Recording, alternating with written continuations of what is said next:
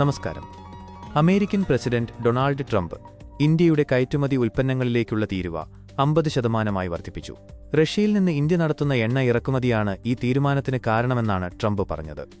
Indian വിദേശകാര്യ മന്ത്രാലയം ഈ നടപടി അന്യായവും വിവേചനപരവുമാണെന്ന് പ്രതികരിച്ചു. പുതിയ തീരുവ ഓഗസ്റ്റ് 27-ന് പ്രാബല്യത്തിൽ വരും. സാമ്പത്തിക വിലയിരുത്തലുകൾ പ്രകാരം ഈ തീരുവ ഇന്ത്യയുടെ ആഭ്യന്തര ഉൽപ്പാദന വളർച്ചയിൽ 0 മുതൽ 3% വരെ ഇടിവുണ്ടാക്കും. ഇതിനിടയിൽ ഇന്ത്യൻ രൂപ ഡോളറിനെതിരെ 87.66 എന്ന റെക്കോർഡ് താഴ്ന്ന നിരക്കിലെത്തി. ഇന്ത്യയും അമേരിക്കയും തമ്മിലുള്ള 6ാമത്തെ നയസംവാദം ഓഗസ്റ്റ് 25-ന് ആരംഭിക്കും. ഇതിനിടയിൽ തമിഴ്നാട്ടിലെ തിരുപ്പൂർ ഉൾപ്പെടെയുള്ള വസ്ത്രവ്യവസായ മേഖലയെ തീരുവ വർധനവ് നേരിട്ട് ബാധിച്ചു തുടങ്ങി. റഷ്യയിൽ നിന്നുള്ള എണ്ണ ഇറക്കുമതി തുടരുന്നത് ഇന്ത്യയ്ക്ക് സാമ്പത്തികമായും രാഷ്ട്രീയമായും പ്രത്യാഘാതങ്ങൾ ഉണ്ടാക്കുമെന്ന് നോബൽ സമ്മാന ജേതാവായ അഭിജിത് ബാനർജി മുന്നറിയിപ്പ് നൽകി. ഓഗസ്റ്റ് 15-ന് അലാസ്കയിൽ അമേരിക്കയും റഷ്യയും തമ്മിലുള്ള ഉച്ചകോടി നടക്കാനിരിക്കുകയാണ്.